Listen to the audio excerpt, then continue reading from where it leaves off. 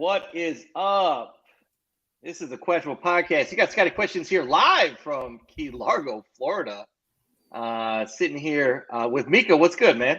What's going on, man? You look awfully floral. Got some flamingos on me. It's vacation. But I don't take vacations from the podcast. So I appreciate that because I was really starting to feel like you're on vacation. John has a family and is constant, is obviously busy with, newborn baby and everything like that. I'm like, do I have to do this solo? I actually thought about it for a second, right? Wi-Fi connection. I'm like, oh my gosh, Miko's he's gonna have to go solo. And I was like, I can't do that. Even if I had to do it from my iPhone, I would have just done it from my phone on the beach. Would have been interesting too. But anyway, you get a little flavor. Got some flamingos. We're here, Key Largo. What's funny is I'm in my parents' office, and what's here is the Key Largo Cup that I just won a couple weeks ago. So fancy that. Just found this little baby. Mwah. Just a little cherry tournament I won. No big deal. By a lot. And so, yeah. So we got a lot to get into today. Gian is half ghosting us, but it's okay. As soon as he's available, he'll chime in. He'll check in when he can. I have Larry Valley in the other room, Big Lair. He has some thoughts, just so everyone's aware. He has some thoughts on Lamar. Just a thought. Because I had to quote him for comment. Big Larry. My mom refused to comment, which is okay. She's allowed to. So anyways, yeah. So we're here. I'm just happy to be on, and had a couple of days in a vacation. I couldn't be happier. You get positive Scotty questions here. I don't know. Everything's going to be rainbows and candy canes today. So I don't know how much debate we'll get into, but I was going to say we'll see. We'll see, because I feel like there will be a good amount of healthy debate in today's podcast for sure. All right, that's what's up. Anyway, Miko, thank you again for organizing this while I'm away from the computer, from the lab, the stream labs. But thank you for pulling this together. So so why don't we? Well, first off, how are you? I guess I want to ask, how are you doing? I feel like I haven't talked to you since. What do you mean? How am I doing? No. Forget how I'm doing. No, let's forget how I'm doing. Let's get into the show because there's way too much to talk about. Lions have been making moves. There's rumors going around left and right about possible moves that they could continue to make. The hell with how I'm doing. Nobody cares how I'm doing. They're going to know how I'm doing based off of this podcast. I care how you're doing. We'll talk about it later. But anyway, Miko, lead us off. What's happening? Well, first of all, we completely didn't acknowledge our audience. So shout out to everybody on Twitch and YouTube. We have Joshua Mercer on our Twitch. Joshua, we are going to have subscribers set up eventually. It's a whole process to set that up, and we just haven't done it yet. Shout out to Casey over on YouTube, Tactical Puma over on YouTube as well. We appreciate you guys checking in. Again, drop a comment. Let us know how you guys are doing. But getting back to the news at hand, there's a lot of big stuff going on. The Lions have made a signing. The Lions have lost quite a few players. And I think, let's go ahead and just dive into probably the biggest and most controversial free agency moves that have happened. So first of all, the Lions lose wide receiver DJ Chark to Carolina, and they re-sign backup quarterback Nate Sudfeld. So two different moves. I don't have my sound effects, so I'm just going to voice them today. Scotty, let's start with Chark first. What does the loss of DJ Chark kind of mean and signify in your mind? Dude, so DJ Chark, that's a loss. I'm not pumped about it, and I'm not pumped it's going to the Panthers, which is Detroit Lions Jr. Here, take everything. Which, hey, we did that from the Rams, and we turned it around in a good season. So, the Panthers are building something, but don't really care. But I don't like losing Chark. What that means to me is we got to draft or we got to get somebody, right? We have to address it. We've lost an asset, right? And not really a depreciating asset, unappreciating asset, in my opinion, right? He got better, the more he played and the more he was available. Now, injuries aside, He's a solid dude who connected with Goff, and they started getting going at the end, mid to end of the season. So that's tough because you got to replace it. Now we have Jamo, right? We got Jamo, haven't seen that yet, but I think this is something we have to address in the draft, right? I do, because we're going to get into something bigger. I mean, I don't think we trade for any wide receivers. I heard the Cortland Sutton rumors from Denver. Now that could be an interesting replacement for Chark, right? I do think there's something there. I think that could be interesting, but what do we have to give up? Denver will want a lot because now it's what's his face at the helm from the Saints. Yeah, but Sean Payton's he's no fool, so he's going to want the right amount for that. So Brad Holmes is not going to be able to do any magic to get Cortland Sutton to our spot. So it'll cost what it'll cost, and I don't think that's what we're going to do. I think that they will end up drafting a wide receiver, right? And we're going to count on Jamo this season. And we're going to be like, all right, Jamo, you're up, right? Like, this is you. Hey, you're up. You had last season to get introduced. Like, game one, you're up. You're going deep. You're going everywhere. You're playing every step. And I think that's actually a good thing. So essentially, for us to let DJ Chark walk, I think that might be what they're thinking too, right? Like, and I want to reference to Jameson Williamson, like, new blood a little bit. Like, sure, we have, but it's different because we got Montgomery, whatever. But I guess what I'm trying to say is, like, I think they want to see what Jamo can do. And hey, Jamo, you're replacing Chark straight up. Like, he's our tallest wide receiver. Jameson is. He is now, yeah. I think he's what, 6'2"? 6'2". Chark was 6'4", 6'5". No, Chark is 6'4". I mean, and I think Josh Reynolds is like probably 6'1", 6'2". Yeah, I still think we need a big boy at wide receiver, but we'll see. But I do think they might do that in the draft, second, third round. But it's okay. Hey, like, Jamo's up, which is great. I want to see him. So big play Jamo. Let's see it. No, and I agree in the sense that, like, I think having a Jameson Williams made this a little bit easier to let Chark go. But I mean, make no mistake about it, I do think it leaves a bigger hole than the Jamal move did, right? Not re-signing Jamal, to me, like I said it before free agency started, like, that was the move that I was like, if they don't re-sign Jamal, like, I would have been fine with it because I felt like you could find somebody to reproduce what Jamal does. And I think they even got like something better in David Montgomery. However, what Chark does was, like, he was not just a deep threat. He was also able to do everything else and be like a really good possession receiver for Jared Goff.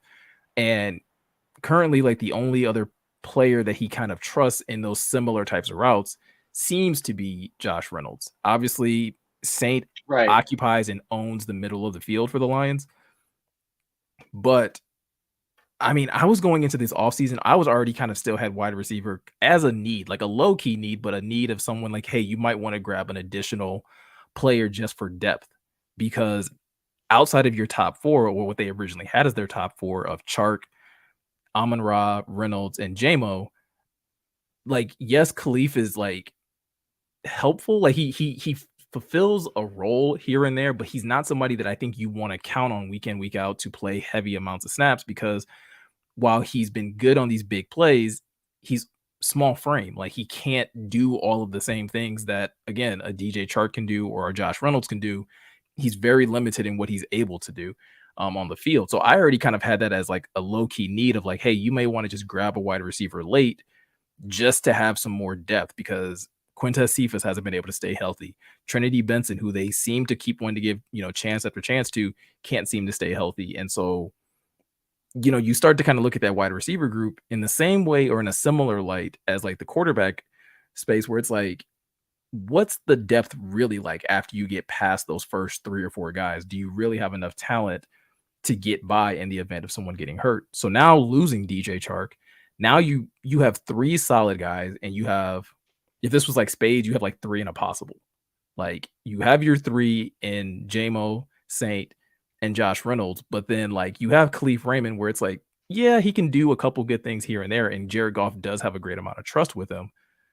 But now I think wide receiver climbs up higher to where you're starting to see people kind of, like you said, like, whether it's speculating about trades or do we take one high in the draft, which is what we kind of have a couple people in the chat saying, like, maybe you take one. Do you take a Smith and Jigba or a Quentin Johnston out of TCU just so that you can get a quality wide receiver, just to be able to, again, have interchangeable, just to make your offense a little more diverse, the way it was when you had DJ Chark. So it sucks to see DJ Chark leave, because I very much thought he would resign. I very much thought he would be here for the long haul.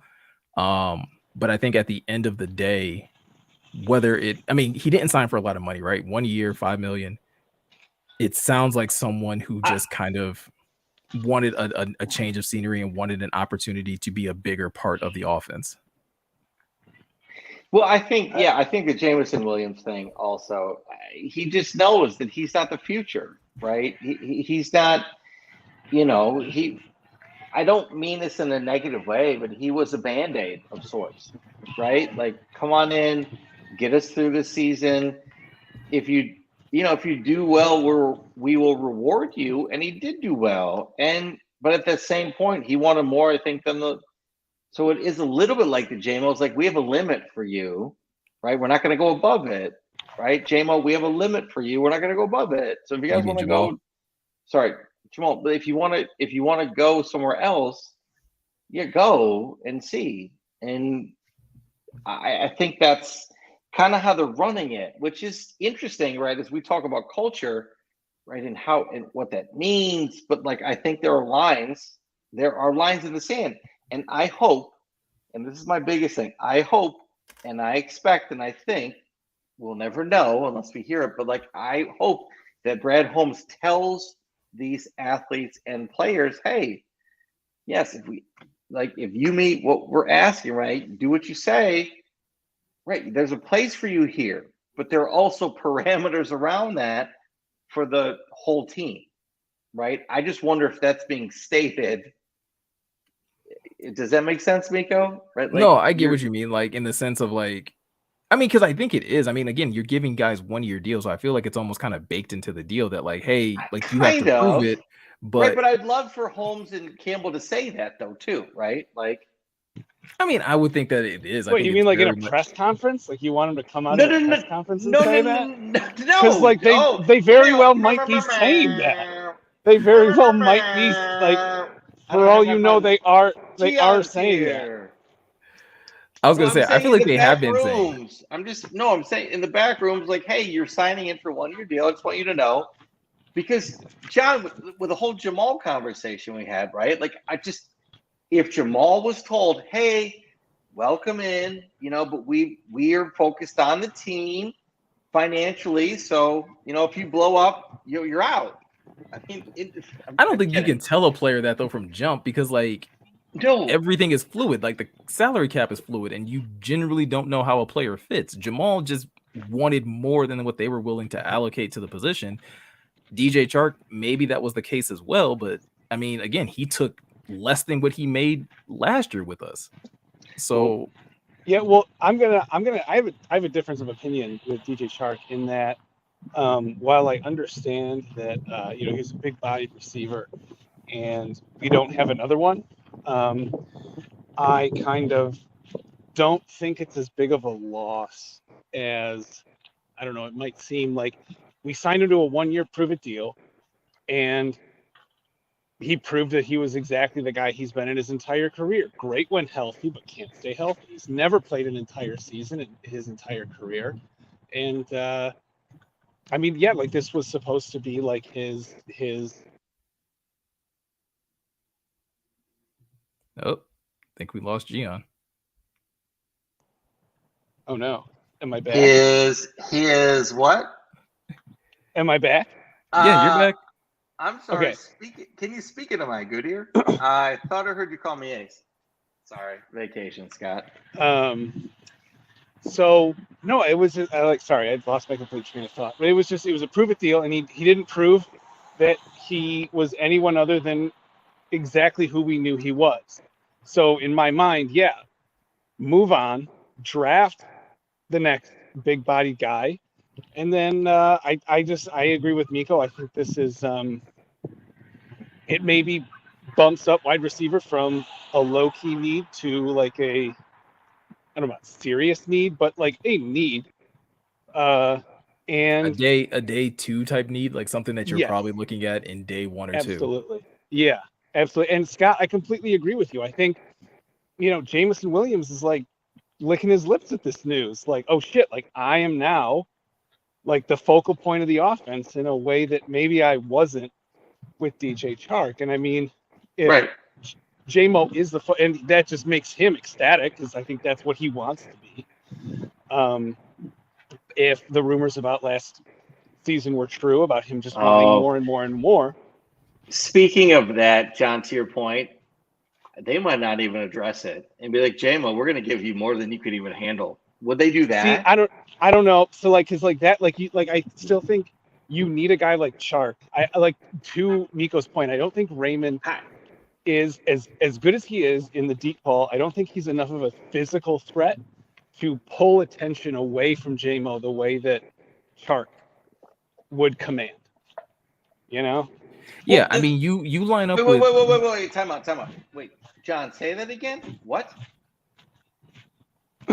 As reliable as Khalif Raymond became towards the end of the season in the deep ball, and like he became a really solid deep threat. Like one of my favorite passes from Goff was Raymond just shot off like a sprinter straight from the line, and Goff just threw a rope. Right. And I think it just surprised everyone. And Raymond was like 5 steps behind the entire backfield by the time he caught that ball. Great play. Like if that's what he is, that's great.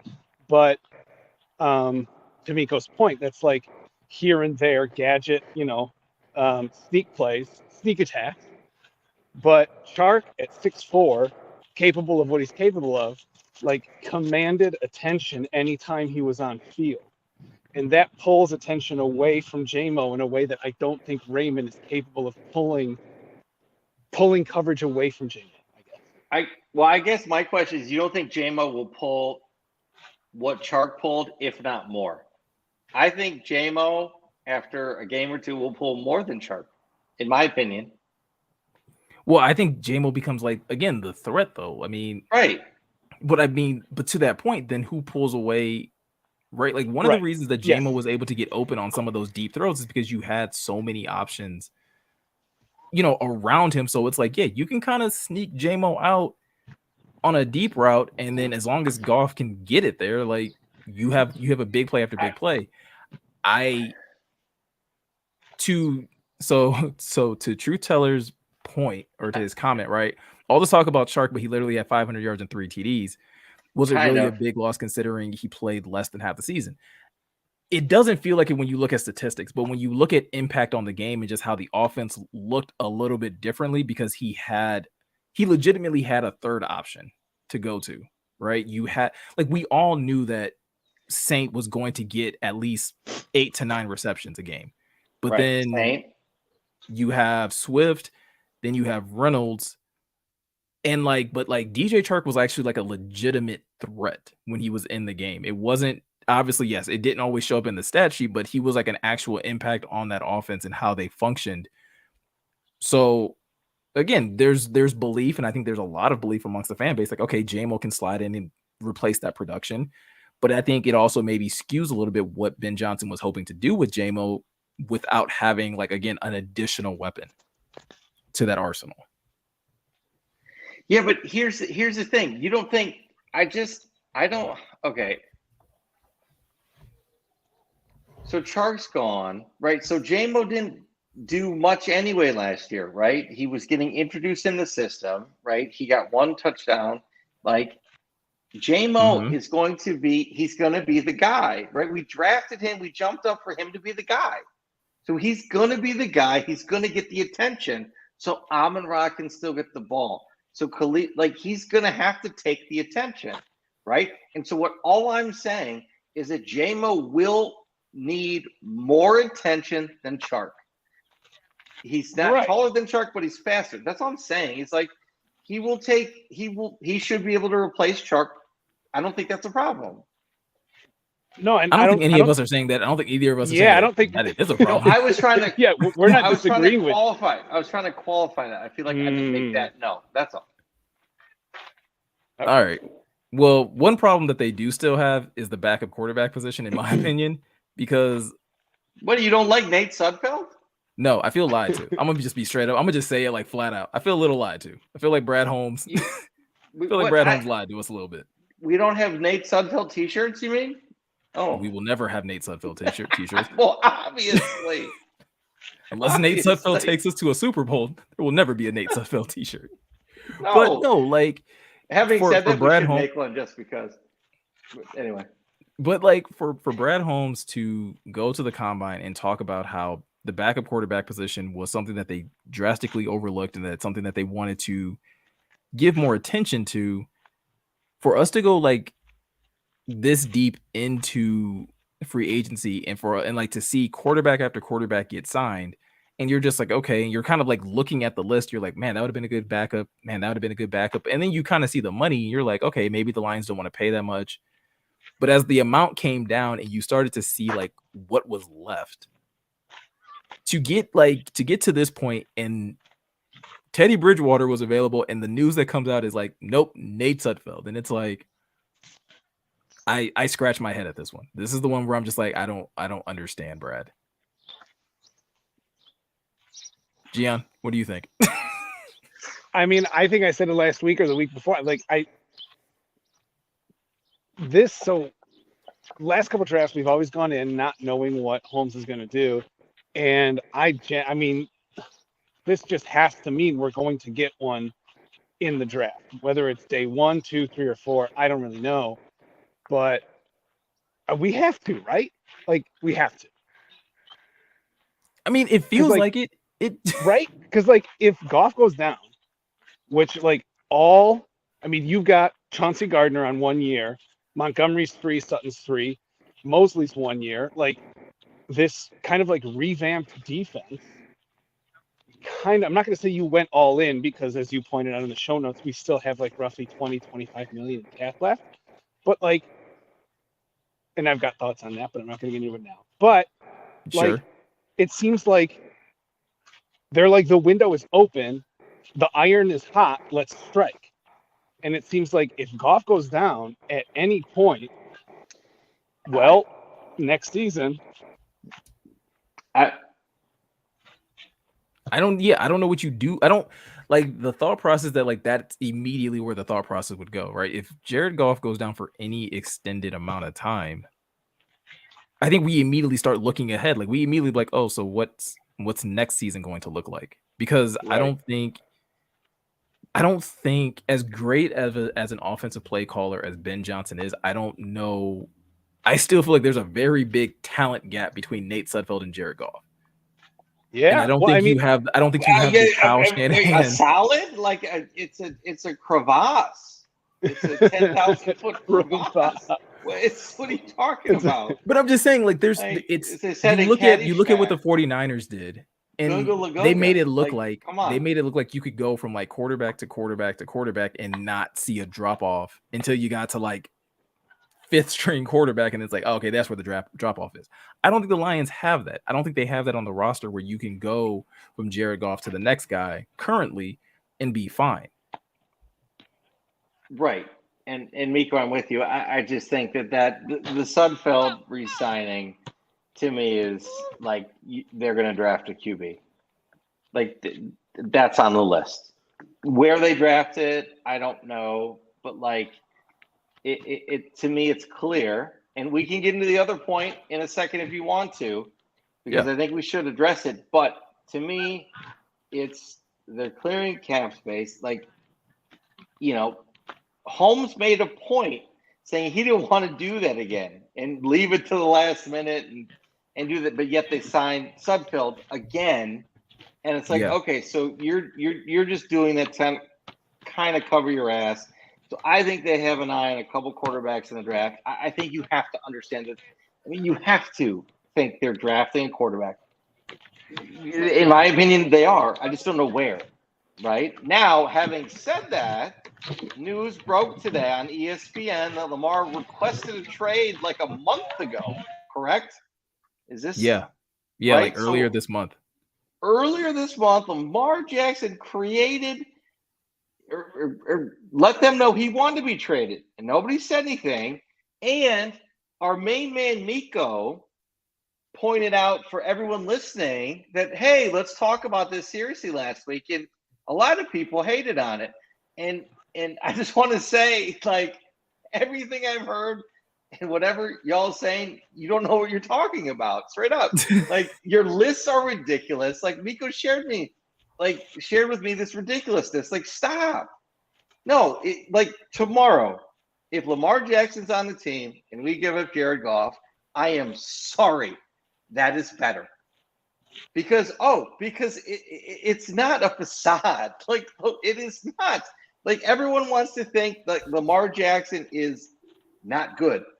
That is just not true. So, you can continue to think what you want. You can love on Jared Goff. But if tomorrow the Lions said that they're getting Lamar Jackson, would any of you not be excited about the city would erupt. Jump? The city would erupt. Yeah, off the potential of this. Correct. Of what this would be. So we're putting all those on notice, just like Jamo did.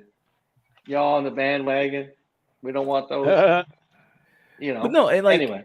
No, so I go mean, ahead, Mako. To your point about the Lions kind of making, they seem to be prepping for some type of big move. And I'm not saying that it's just Lamar Jackson, but I mean, we've seen them give big pay cuts to Vaitai, Romeo Okwara, and Charles Harris. All of them have taken like serious pay cuts. And the Lions are now in position where they have over 20 million in cap space, and they only need about like 8 to sign the rookie class. So you're still looking at a good chunk of cap space that can be, utilized and manipulated in a certain way where you could give, where you could bring in another talented player onto this team and contribute in a pretty big way.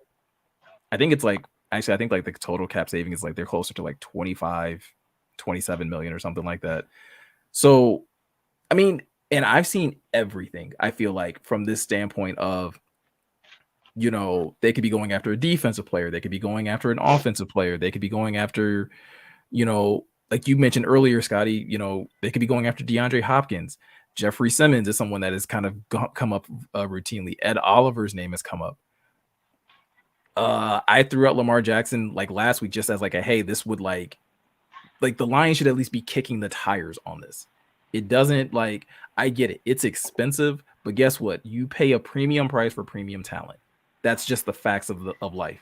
No, and Miko, not only that, you have to pay a premium to win a Super Bowl. Yeah, right? That's actually a good point. Like, who's won a Super Bowl on a budget?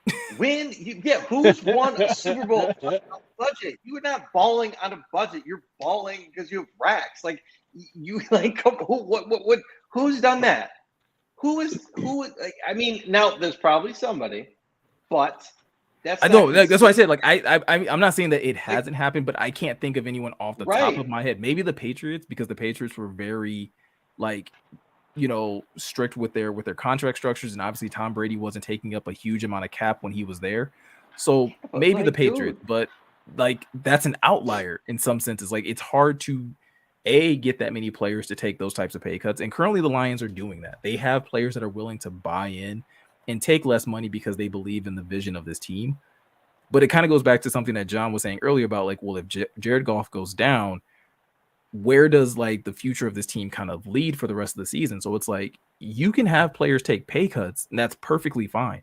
You have to capitalize though on the season that you're going into, because these players have already sacrificed for you. They're going to sacrifice their bodies when they get on the field, but they've also already sacrificed financially.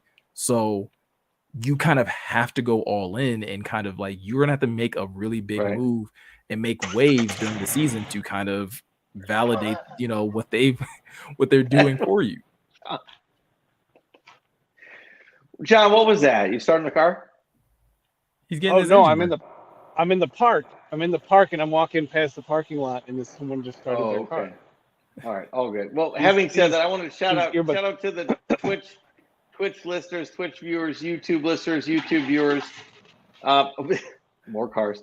There's Love another it. one. Hey guys, we're just live. We're here to give you content, right? I'm in the Keys. John's, in LA, running and gunning. We're here for you guys. So really quick, I want to address this comment by Mark LeBay. Lamar is too expensive with picks and salary, and he brings a personality that's not a good fit. Explain to me how, what personality is that exactly? Right. Because I feel like his personality gels very much so with the same personality that Jameson Williams has. Leader, winner, badass. Yeah, I'm not understanding, because I'm pretty sure Lamar Jackson has never been in any kind of legal trouble. I believe that, like, if you're going to sit there and talk about what he's going through right now, he's currently in a contract dispute. Like, I don't know how you expect him to behave in that manner, but he's in a contract dispute. He's going to speak up and defend himself in that situation. If I put myself in Mark LeBay's shoes, I think what Mark's trying to say is, like, he's not showing up for his team. He's not going to be there. Like, you can't count on him. You know what happened to the last quarterback? You know what happened to the last quarterback that showed up for his team despite being injured? He destroyed his career. Right. And that person was Robert Griffin III. He did the thing that so many people were saying Lamar should do. Hey, just throw a brace on it and go out there and play. And be there for your team. Blew his knee out again and was never the same. Correct. And so, like, I'm trying to play devil's advocate, Nico. I'm just trying to. Like, I get it, but like, if that's the thought process, because you're not the only person who has said that, right? There have been plenty of people that have that really like twisted view of like, well, that's just like you're not willing to lay it on the line. Like, no, you realize that like it's not just like, oh, he tweaks the knee. Like the potential of that is that he ruins the knee completely. Miko, I completely agree with you. I think Lamar Jackson needs to win now also. It's Lamar, right? Careers don't last forever. He needs to win now. He doesn't think Baltimore's the team to do it, right? He clearly doesn't. I want to go. You guys, we're not going to go there. I don't have enough around me. So he needs to go someplace that has it. Detroit is one of those places. I think Detroit is one of 5 that has the tools he needs to get to a Super Bowl. And I think that's his goal, just to get to one. Because and I will go opposite of Mark LeBay, whatever, LeBay. I will go opposite and say, if we can get to a Super Bowl, that's the dude that wins the Super Bowl. Okay? That's the guy. That's why we win it. Like, the team gets us there, but that is a dude that would change the game enough and be the special player to win it. And we are not talking about playoffs. We're talking about Super Bowls at this point with Lamar. And that, to Miko's point, which everyone's, whatever, forget you guys that don't agree, but Miko's correct in that, dude, you bring Lamar and you're talking Super Bowl. You're not just talking playoffs, right? We got Goff, we're talking playoffs. You get Lamar, we're talking Super Bowl. Everyone is. And that's not media BS or anything. So, lay off Miko. He's right. No, man. And I appreciate it. But and again, I've said this last week and I'm going to continue to say it. I think it's something that the Lions should absolutely explore. It was something that Brad Holmes was asked about today when he met with the media. And obviously he gave the general manager cliche answer, which is hey, we look into every good player that becomes available. And that's all I'm asking Brad Holmes to do, is genuinely look into it. I don't care if you don't trade for him because you feel like the price tag is too big. That's fine. I'm not sitting here saying that Brad Holmes needs to have expensive taste. I'm sitting here saying, as somebody personally, I tend to have expensive taste, and I would gamble and I would pay the price tag that is attached to a Lamar Jackson. But there are more feasible price tags out there for players that also seem to be available. Do either of you feel that the addition of a Jeffrey Simmons or a Ed Oliver or even a DeAndre Hopkins, do you think there's a move out there that the Lions could make this offseason that would have just as big or close to as big of an impact as a Lamar Jackson, where it's hey, you go from talking playoffs to now we're talking Super Bowl? We're not talking Cam Newton? Just kidding. I was about to mute your mic. I wish I had my drop. I don't have my drops. No, I was kidding. Guys, kidding. I mean, although his pro day was so good. Mm-mm. No, we're not. We're done. We're not talking about Cam Newton. We're not indulging this delusion this season. You both just indulged it enough. I'm good. No, I think. Gian, who do you got? I mean, I feel like that's the way to frame it. I will admit a lot of the Lamar Jackson isn't even that good talk. I feel like there has been in the last 2 days, today more than yesterday, even on social media, there has been people starting to push back of like, I don't know where this came from, but like, you can like Jared Goff and still admit that Lamar Jackson is better. You know, like you can do that. That's not like a betrayal of Jared Goff. You're not going to hurt his feelings. You know, he's not going to find out about it and like, you know, sit in a room, darkened room, right? And just pout.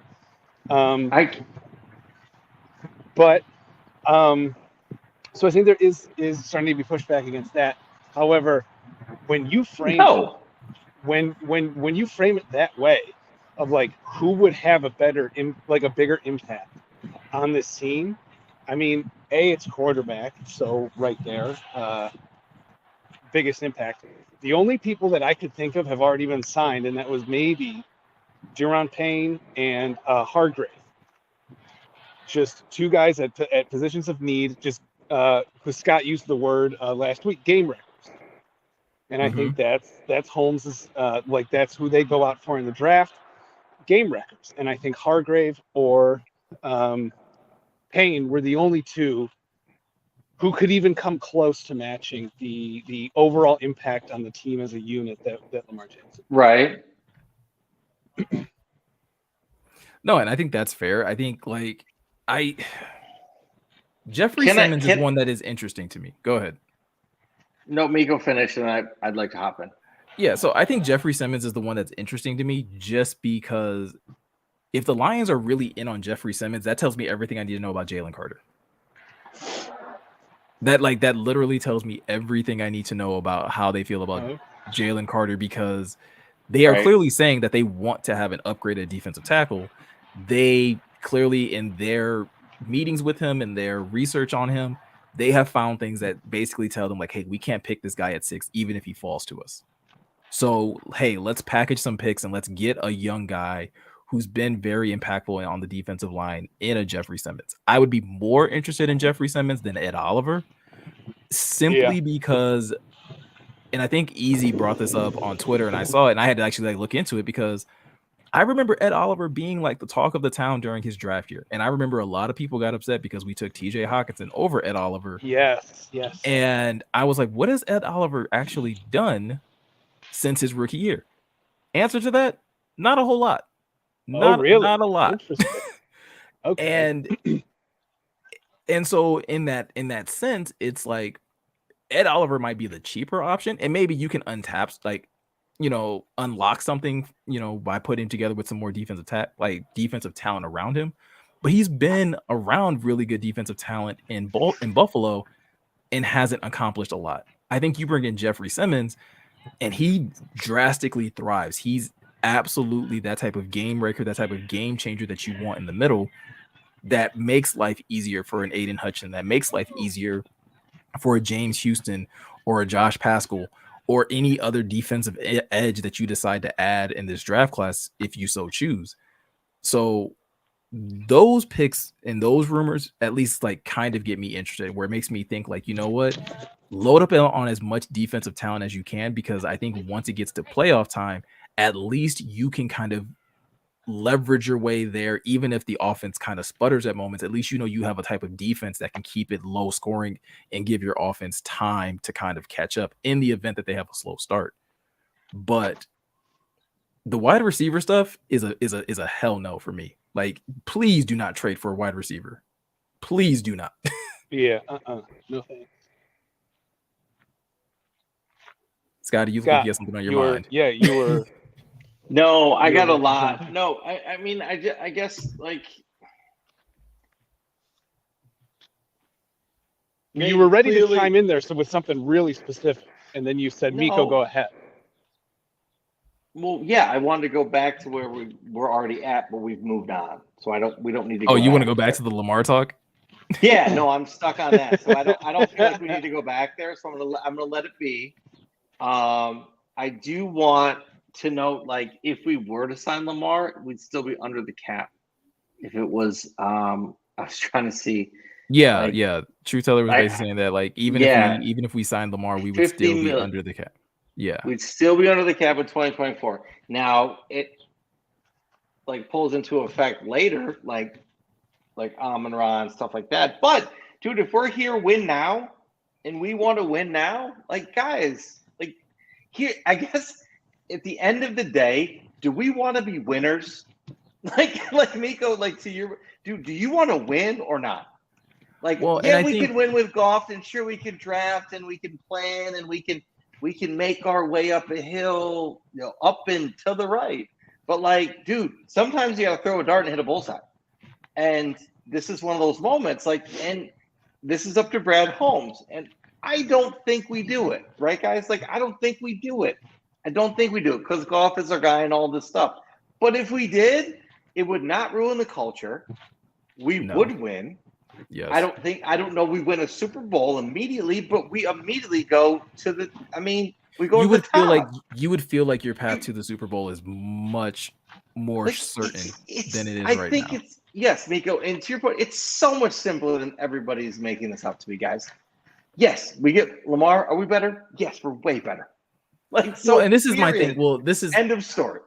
Well, and this is the whole thing of like, okay, if for whatever reason you don't believe that Lamar Jackson has the talent capable. No, of leading Lamar to is this not the next Bobby Lane, by the way. Okay. Sorry. But like, if you believe that Lamar Jackson is somewhat of a downgrade, I would basically implore you to believe that most of us thought that Jared Goff was just average, right? Average quarterback, and then Ben Johnson got his hands on him. Mm-hmm. If Ben Johnson can do that for Jared Goff, can we be honest and say like what he would do with a former MVP, a former unanimous MVP, would be out of this world? Yeah. Miko, we had a car crash sound effect for Goff. Like, let's be real. Yeah, like, hold on. But I want to quantify that. Yeah. I do want to address that, and this is why I think we ultimately don't do it. And I think it's fun to think about, and yes, it would be an upgrade. But the question mark is, for me, is have we seen Goff's ceiling? Oh, yes. The hell? You think we've seen like his ceiling? Yes. Yes. I agree. I interesting. Yeah. Because I think that's what it comes down to, and I That's a great point, John. You think Goff is better? What? What do you think? What do you think is the ceiling then? I'm so curious on what you think the ceiling is then, because he just came off a season where he threw 20 touchdowns and 7 interceptions. I don't think it gets better than that. I don't. Okay. Maybe statistically he doesn't. But so Scott, to be clear, I don't think Goff's ceiling is better than Lamar's ceiling. The question is no. Like, you're saying Goff's ceiling is better than this past season. That's what you're saying. I think yes, and I think he may have a little bit more left. I mean, because he's just shown nothing but constant improvement.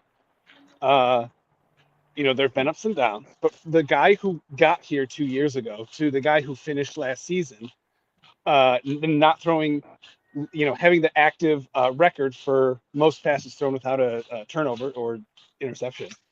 Sure. I think we saw him use his feet a little bit towards last season. It was in the Bears game, and then we saw him scramble.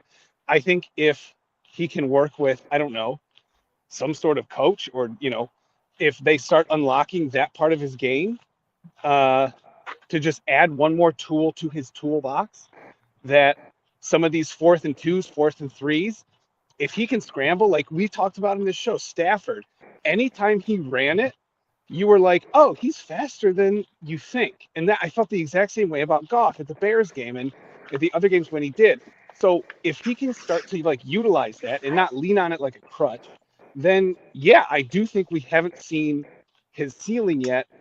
And that would really come out in all of the 4th and shorts that we saw last season that had to be run or pass plays.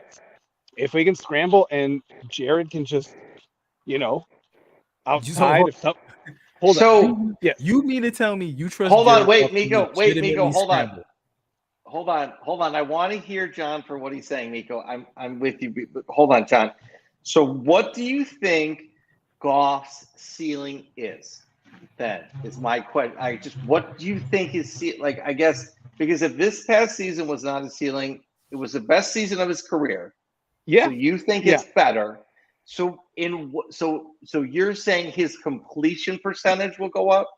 Similar numbers, but completion percentage should be better? I guess is what I'm trying to understand. So I guess in terms of statistics, like I said, I don't know how much better of a season he can have. However, there were certain games, the Patriots games, he had like 5, or the Cowboys game, he had like 4 turnovers himself. Like, I think in that whole thing about, we talked about it, that the way to play the Lions is to, pop Jared Goff. You pop him enough, he's going to get off his game.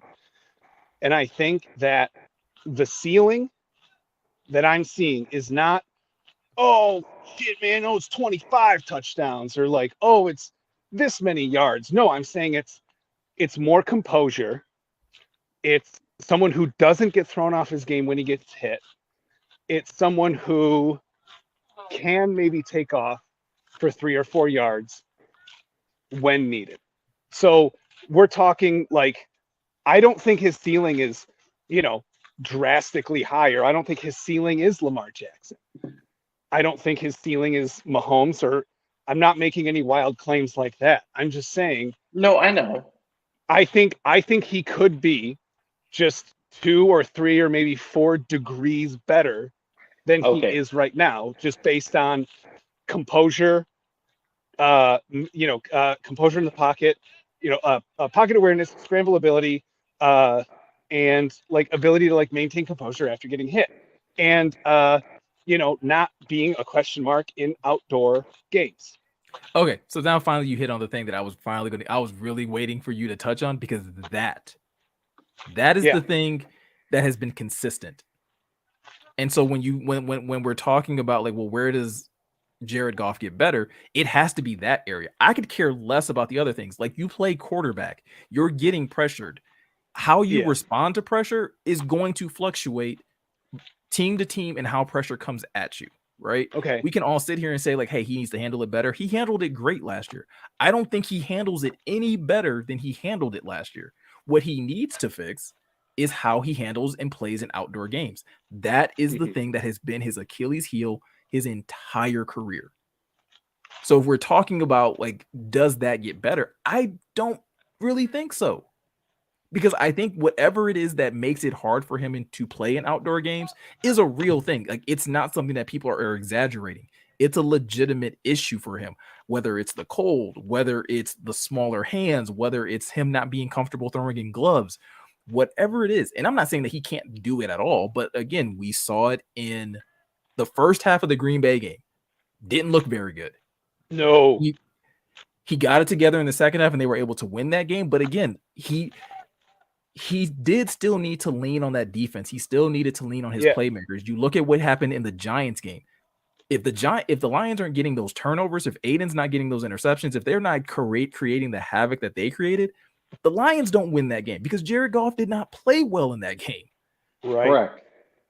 It is a real thing. And so I will disagree with you that I think I think that's his ceiling. I think his ceiling is what we saw him do. And I did sell him short on his touchdowns. I said 20, he had 29. So I did sell him short on that one. So he had 29 touchdowns and 7 interceptions. So he had a very good year. And that's why I'm saying, like, I go back to this all the time when people want to like argue with me about the whole Lamar Jackson thing. I'm not saying they need to. I'm just simply saying that I see a cap. I see a ceiling. Could Jared Goff maybe get you to the Super Bowl? Yes, but I think a lot more things have to go right for Jared Goff than that will need to go right for Lamar Jackson. And that's a very good way to put it. Because I have no argument with what you just said. Like, you are right. Like, Lamar Jackson is straight up better. I just think Jared Goff can, and I think will get a little bit better. Not much, but a little bit better. And that's totally fair, John. And I would hope so, right? I mean, he should be able to clean up some stuff the mistakes he's been making. And also, I rewatched the Minnesota Vikings game. I mean, he throws a lot of balls away. which I prefer over interceptions. Yes. Like on fourth down. Yeah, like Goff just throws it away. Like he just steps in the pocket and throws it away. It's like they didn't even want to try for one there. It's like, so, I mean, he needs to go, and I get why he's doing it, right? We want to get rid of the interceptions. And I do want to make note of that's why his interceptions are so low this season, because he was throwing the ball away all the time. He was extremely risk adverse. So, you know, I mean, having said that, like, dude, you got to take some risks. I mean, you know, you got to miss some to make some. So, you know, having said that, I appreciate, you know, him being methodical in regards to that. But like, look, dude, if we want to win, you got to take chances. And is Goff the guy to take chances if he's throwing the ball away and not taking? I mean, you know, that's a whole conversation we don't need to get into. But like, it's, yeah, I mean, I was gonna say we've spent more time on Jared Goff and Lamar Jackson. Yeah, no, we're good. We were in this we're good. Same. But I want you guys to know. I want you guys to know straight up. Lamar to the Lions. I mean, it's gonna happen, but it's not. It's really not. It's fun for me to talk about. It's fun for me to like put together like the Lion King video and stuff like that. But like, the truth is, like, no, I trust Brad to do the right thing. And like, again, all I would want for him to do as a GM is to look into it and investigate it and see what it would cost. And if he determines that it's too pricey, then yeah, pull the plug. Do the same thing you did with Jamal and DJ Chark. Walk away from the table. So that begs the question. I don't know if you guys are ready to move on, but like, what do you think we do with that cap? Because I do think, Miko, because we have 2 firsts, 2 seconds, I think that the cap needed to sign the draft is like closer to 11. D-Hop, what? Yeah. but yeah, like but you said, as you said, some anywhere between 20 and 27, and you only need between 8 and 11. Do you think we are going to let that roll over, or do you think we are going to see something else? I do think we're going to see something. I just genuinely do not know what it is. Like, I am so curious, and I feel like Brad has probably been working the phones, and he probably has something in play, depending on how the draft falls for them. If the draft falls a certain way and they don't get the players that they want, I think Brad has a trade in the chamber that he's ready to pull the trigger on the minute that player is no longer available, or the minute something goes a certain direction, right? The same way, apparently, he had already done the legwork on the Jameson Williams trade, so that once they saw that Jameson was where they thought he would be and they had the ammunition to get there, they pulled the trigger. So you don't see him making any other big moves before the draft, if I'm hearing you right or not? As far as like, no, I think this will probably be a draft. There's a chance. I think there's still one more play they might be working before draft. I'm with Miko, and yes, the preparation that Holmes has done is like bar none, like insane, right? He's working every angle for what our team needs. But I think the cap space move is for something before the draft. I do. So you think they make a move, like, because you realize, like, you guys realize we're a month out from the draft. So correct. If a move is coming, it's coming within like the next week or two. 30 days? Well, yeah, it's a month from today. It's April 27th. It's a month from right now. Correct. I don't know what that is, but yeah, I don't know. Not in that room. I also thought we were going to have a quieter free agency period in general than we ended up having. So I want to say that we're done and we're going to push it to next season, just because I really do think Chauncey is going to be someone we want to stick around. You know, for all of that, there was someone, was it Jeremy last week talking about, or was it someone else who, you know, on his press conference, he said, it was interesting. You don't see it very often. He said, I know who I am as a football player. Where I can improve is who I am as a teammate and as a mentor and as someone who like works with the team as a whole. Yeah. And so I think like if he really steps into that role, man, I feel like we're going to want to retain him, and it's going to be costly to retain him. And Mosley, depending on how he turns out, like, I really do think, you know, Holmes doesn't want to be in another Jamal situation where you got this great locker room presence, this great leader, and then you just kind of lose him. Now, granted, Holmes did what he had to do. It was a smart business decision. But I do think say we go like we win a couple playoff games, and say Chauncey's kind of a part of that, and I don't know. I feel like there is a bit more urgency to keep someone like that around when you are like, okay, next season's Super Bowl, and so I do think we are going to need a little bit more money next year. So, I mean, you're going to need a little bit more money next year for something like that, in the event that you want to at least be like in the market for a Chauncey Gardner-Johnson. Like, you're going to need the cap space for that, which they'll have more cap space next year. Jared Goff will be going. I mean, you don't have to extend him, but he'll be up for an extension. So those conversations and those talks will start. DeAndre Swift's contract will be up. You'll have to make a decision on that. Yeah. Like there are going to be moves, right? Jonah Jackson, you're going to have to figure out what you're going to do with that contract. So I agree with you. I think they make a move because I think Brad Holmes sees the window, and I think there are players that he thinks that he can probably acquire for a draft pick that, like, again, maybe you have to give up a first. Maybe you have to give up one of those seconds. Maybe you have to give up a first and a second and give up one of those thirds you have next year. I don't know. But if it gets you an impact player that makes you feel really confident about your ability to get to the Super Bowl, then again, I think you make that move. I think the question becomes, and then I think the question then shifts to like, okay, can you get like all of these players on the same page? Can they have the chemistry needed to make a Super Bowl run? Can you maintain health? Because that's going to be a key contributor in any football team. And then it's just a matter of, can you keep Jared Goff healthy for an entire season if your only backup is Nate Sudfeld? Right. If that is your only savior. Right. Oh, when I tell you I'm going to be sweating bullets anytime he gets hit. Anytime Jared Goff would get hit, I would be sweating. That's why I think they have to draft a quarterback. And I'm going to just jump in here real quick. And I think that also, Miko, to your point of Holmes doing his due diligence, and yes, I'm going back to Lamar, because him doing his due diligence is making cap space to say, hey, we're seriously interested. Like, wouldn't that be also a sense of, hey, like, we're really interested? We've made cap space just in case. Hey, if you want to, I mean, like, let's be real, right? Like, when you're courting somebody in any sort of business deal, can you afford me, right? Like, hey, you want to make sure that you can actively afford them without having to sacrifice a lot. Too expensive, right? John, like, hey, wants to come on? Like, no, we're too expensive. Like, we're not even having a conversation.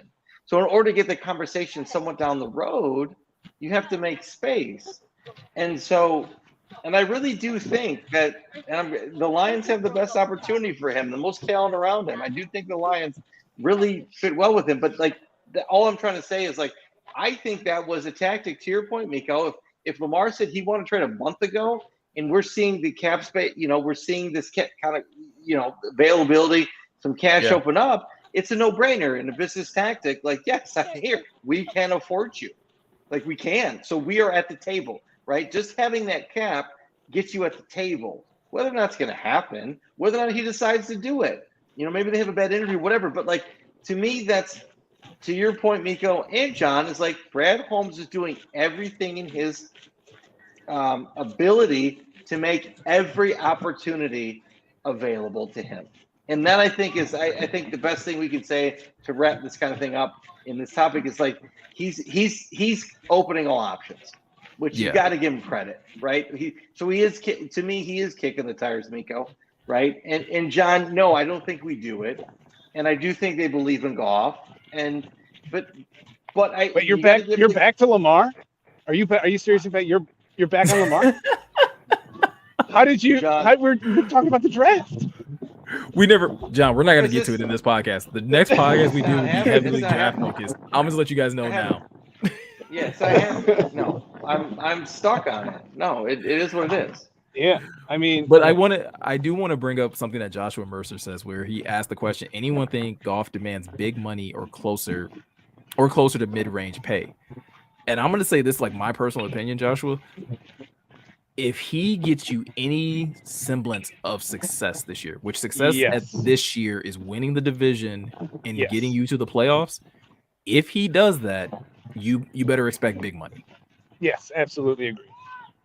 And it's not like, and it's just the nature of how the market works. Like, I wouldn't be mad at Jared Goff for asking for it. It's just the nature of how business works. He's going to get you somewhere where you haven't been in a long time.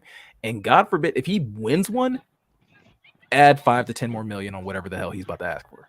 Yes, 100%. If they win a playoff game with Jared Goff for the first time since 1991, yes.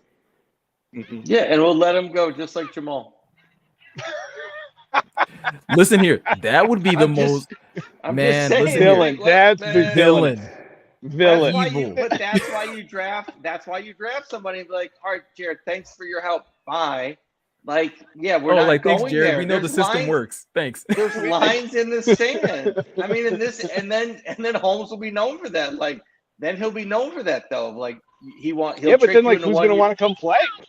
That's I mean, I guess if it gets you a big payday somewhere else, but no, but if he gets us to the draft of a quarterback of our future, and we have like Montgomery, or it doesn't matter. Because we're there. He got us there. He tricked everybody to get the segue to the rebuild. You got really, right? His trickery. He's a villain. He's just admitting it now. Yeah. Rory Stafford, I don't going back to your question, I don't think, or statement, I don't know if it's a question or a statement.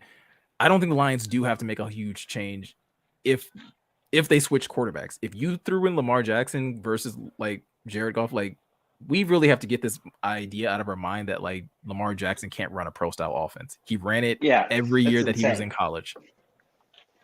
He has very good numbers. I mean, Mina Kimes shared it, I think, earlier again in March. Lamar Jackson has very good numbers when it comes from operating within the pocket. So I don't think you have to change a lot to go from already having a top 5 to a top 3. I don't think I think literally changing out the quarterback would do that for you. Miko, if you had who is Lamar's top wide receiver? Who is the best wide receiver he's had? Rashad Bateman. Okay. Who's the best running back he's had? J.K. Dobbins when he's been healthy. Okay, right. And what was his O-line? Honestly, I can't name. No, but what I'm saying is it wasn't a top O-line. So like, here's the thing, guys. Like, oh my God. He didn't have it. He was squad around him. I mean, give him a squad. We haven't seen what he can do because, like everyone said, they built it around him. Miko, you got the mute button handy? You got the mute button? John, I don't watch this happen. Watch this happen too. Watch in a week. We get anyway. All right. I'm done now. All right, fine. No, I mean, again, this was not. This is not the way I thought the conversation would go, but this is where we are. And I think, again, we can all sit here and agree, right? Do we all trust Brad Holmes to make the right decision? Regardless of what we think that decision is, we all trust him to make the right decision. And I think the Lions have a path to the playoffs. And by having a path to the playoffs, you kind of have a path. You do have somewhat of a path to the Super Bowl by just simply getting in. That's all you need to do as a team is get in, and then it's any given Sunday, right? You just need to win the Sunday that you play in the playoffs to get there. I think the Lions can get there with Jared Goff, but like I said, I feel more confident. If you had a Lamar Jackson, I would be screaming Super Bowl. I would be running up and down like we're going to the Super Bowl. You can't tell me anything otherwise until Lamar Jackson went down. Then I'd be like, okay, well, maybe. Right.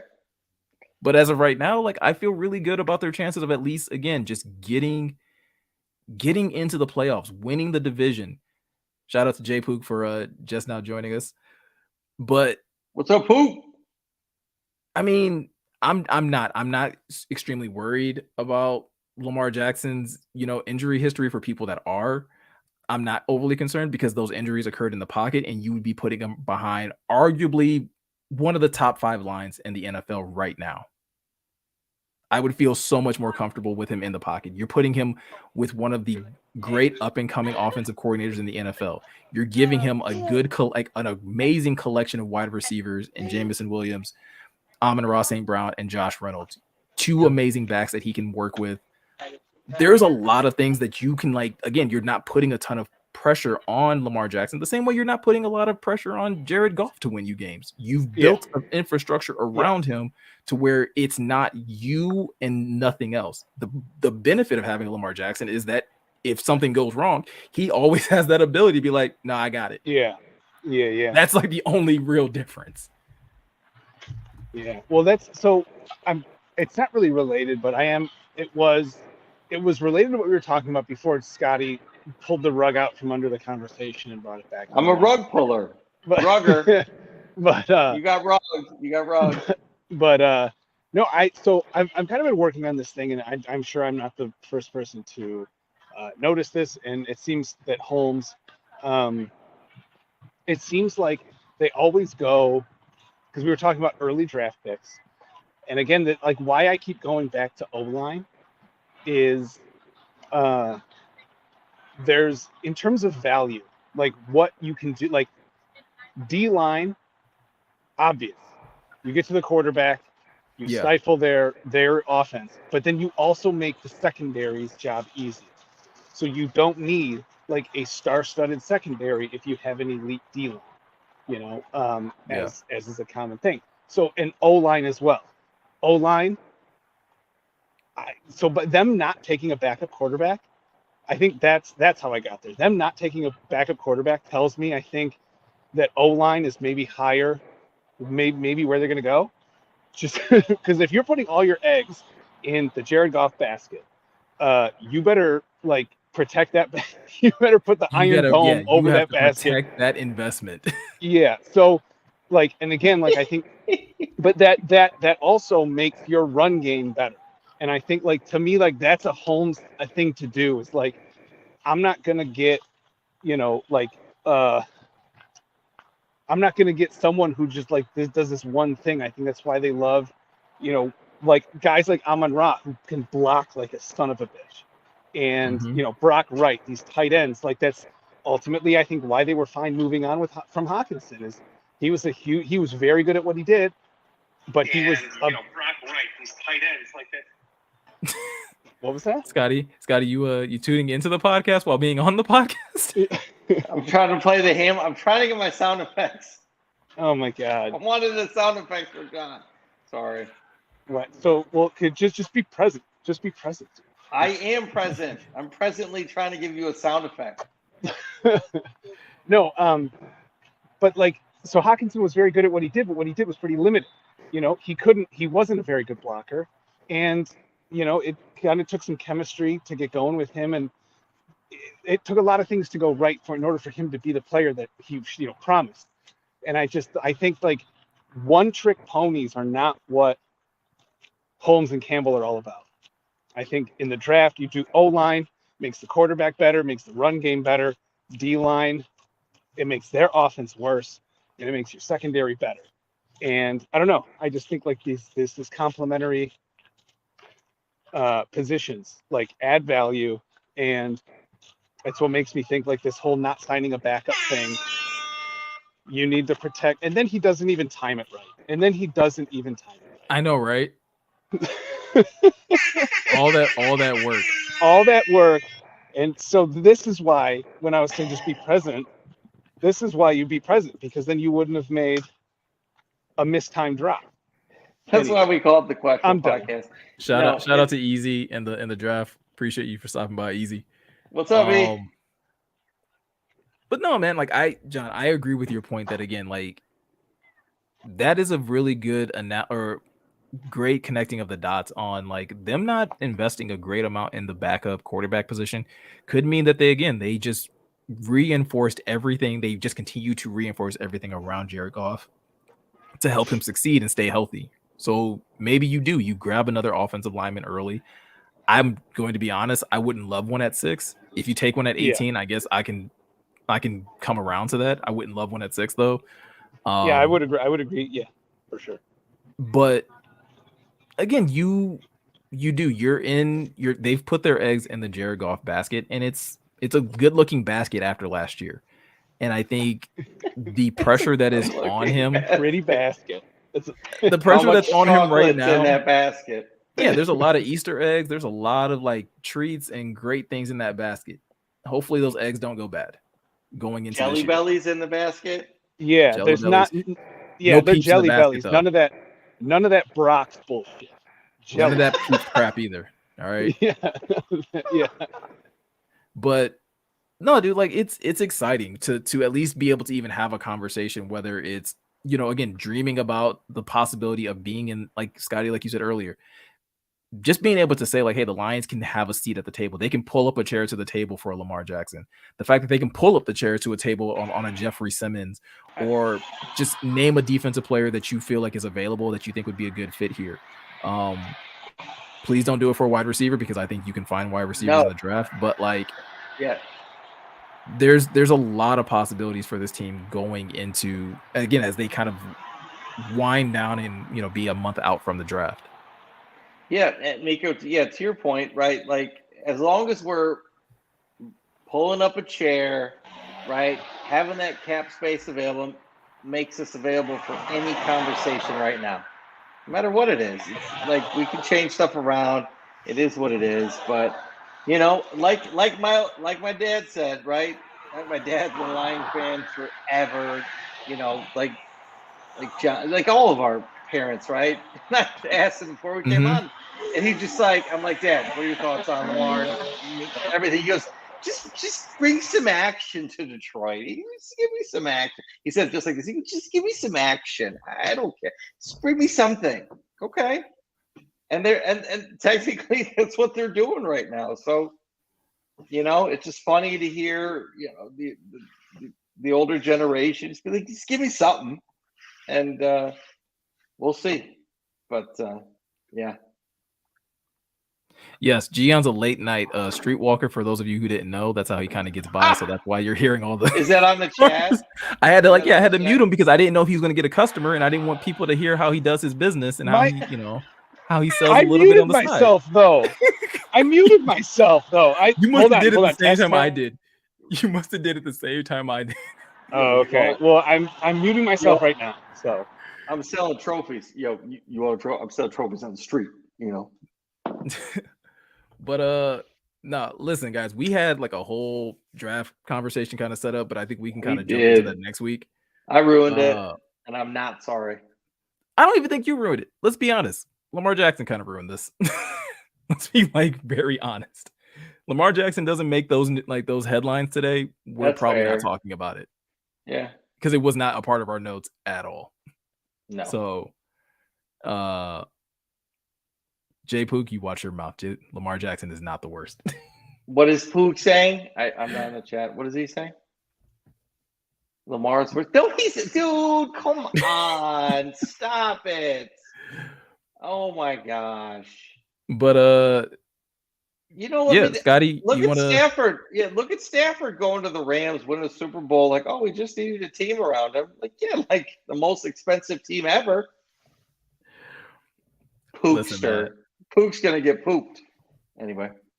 Also, to my comment earlier about Gian being a streetwalker, Gian gets the good tips in more ways than one, apparently. Unbelievable. Whoa. I have my daughter with me. So there's she can't even understand. Don't you put that evil on me. Don't you put that evil on me, Ricky Bobby. Don't you put that on me. Don't you use the baby to help you get better tips, Gian? Oh, he went there, Gian. He did. Oh my gosh. Anyway. All right, guys. Oh man. So vacation mode. Scotty questions here. I'm sorry. Took it off some rails there. Bad drops, but hey, it is what it is. I don't have my home pad, but anyway, thank you everybody for tuning in. We appreciate y'all. Again, please follow, subscribe wherever you listen to podcasts. Hit that subscribe button on YouTube for now. Yes, Twitch subscription is coming soon, right, Miko? We're just wrapping some things up, but we do appreciate everybody. Jay Pook, everybody over on Twitch too. So thank you again. I want to thank my family, my mom and dad, and everybody here at the crib. Let me do this. Down in the Keys, we got the Wi-Fi sorted. It was the thing. So appreciate you guys, and Miko, appreciate you running this today. I'll be back next week in front of the PC, back Streamlabbing, and Gian, thank you for walking the streets. Yeah, man. Shout out to my family. Shout out to you guys for all hanging out in the chat, for basically coming through and hanging out with us. Again, like Scotty said, if you are new to YouTube, please do subscribe. We really do appreciate. We're constantly trying to grow that channel. Also, head over to Twitch if you're so inclined. Once we get subscriptions, once we get channel points and all those things kind of set up, we will have some really cool things to kind of give away for you guys and things for you to spend your points on. But in the meantime, again, thank you guys so much. The last video we posted, which was a clip about Jalen Carter, you guys went crazy on and threw a lot of views, threw a lot of comments. So we really appreciate the engagement. You guys make this so fun and so enjoyable to do this type of stuff each and every week. So we appreciate you guys so much. Gian? Well, I'm going to keep it short because I just walked up 4 flights of stairs with a baby strapped on me. So, oh yeah, go make that money, Gian. Is that what we call? It's called the baby. Now that you're just making a drop off, it's called the baby. I'm dropping off because he rocks because he lays the baby down. He rocks him to sleep at night. Anyway, no, thank you, everyone. Yes. Appreciate. Well, yeah, no, I'm sorry. I'm out of it. You're fine. I'm distracted. John, you're fine. I got a score here. And go. Not good go. for you. Go score. John, thank you for taking the time. No. Hold on. Yeah. On a real tip, John, thank you for taking the time like during your walk with your baby. We appreciate it. We love having you in. We really do. So in all fairness, thank you, Gian. We're just having fun. So but thank you, because I know you're taking serious time out of your day for us. So again, everybody should thank Gian, the hurricane. I get back in front of the thunder drops when I get home. Appreciate it. Thank you. Yeah. No, we love you, Gian. So, all right. Having said that, I think, Miko, that's it for today, man. Oof. Yeah, man. So we will catch you guys next week. We appreciate you guys for tuning in. I this appreciate is the Questionable Podcast. Out. Yeah, I stole it. Do it. I love it.